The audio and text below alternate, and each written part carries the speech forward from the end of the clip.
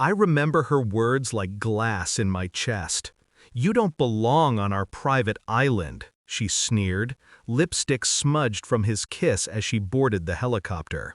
And he, my husband of 15 years, embraced her as if I were invisible. As if the woman who built his empire, who shielded his sins, had ceased to exist. I didn't flinch. Not then. Not in front of them. Because my silence was the beginning of their ending. Backstory setup. When I first met Daniel, he was ambitious, broke, and wide-eyed. He wore thrift store suits and spoke like the world already belonged to him. I loved that arrogance then. I thought it meant he would fight for us. I paid his tuition. I smoothed his rough edges. I taught him which fork belonged on the left side of a plate. Together, we clawed our way into circles neither of us were born to enter. Every business deal he closed had my fingerprints on it. Every polished speech was sharpened by my edits. When we signed the deed to the island, the crown jewel of his ego, he whispered, "We did this together." I believed him. Discovery of betrayal. It started small, a scent of unfamiliar perfume lingering on his shirts. Calls cut short when I entered the room. His sudden obsession with business trips that never aligned with his calendar. I didn't need to play the paranoid wife. Patterns expose themselves if you watch long enough. One night, his phone lit up while he showered. A message flashed, "Can't wait for tomorrow." The island is ours. The island. My island. Bought with the sacrifices of my youth, the years I gave, the dreams I deferred. I felt the air leave me. But I didn't cry. Instead, I memorized every detail. And I waited. Shift in mindset. Grief is loud. Revenge is quiet. While he rehearsed excuses, I built a case. While he entertained his mistress in hotel rooms, I entertained lawyers in quiet offices. Every property was in his name, but the money that bought them? Mine. Inheritance from my parents, funneled carefully, documented meticulously. What he didn't know was that my attorneys were better than his. I gave him rope, and he wrapped it around his own neck. Offshore accounts, fraudulent transfers, signed confessions buried in routine paperwork he never bothered to read.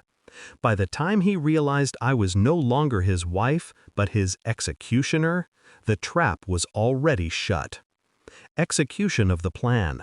I filed for divorce quietly, the kind where the other side thinks they've already won. He assumed I would leave broken, humiliated, forgotten. He underestimated the woman who had memorized his weaknesses. The courts sided with me on nearly everything. The accounts he thought hidden were exposed.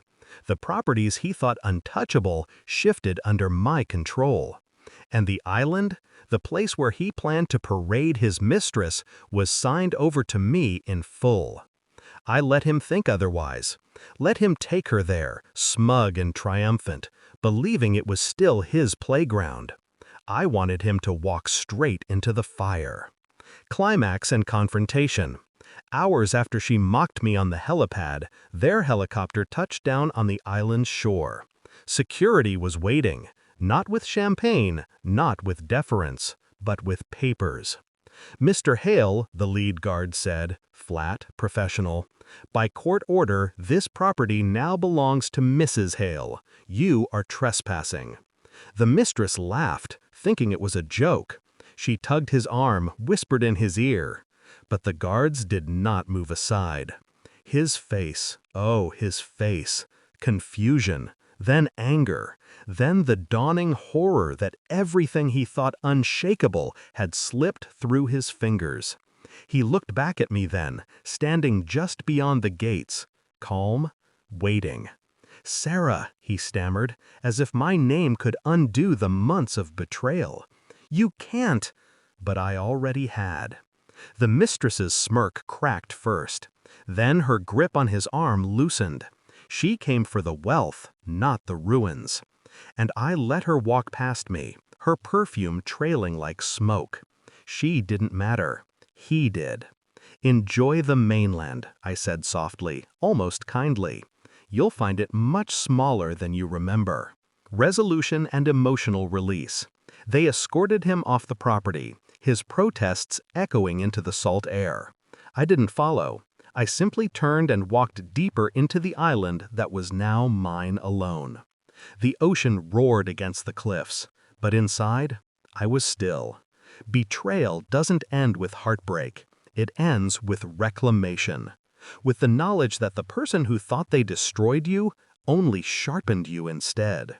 He thought he could erase me. Instead, I erased him. And as I stood on the terrace overlooking the sea, I realized something simple, something final. I didn't just belong on this island. I owned it.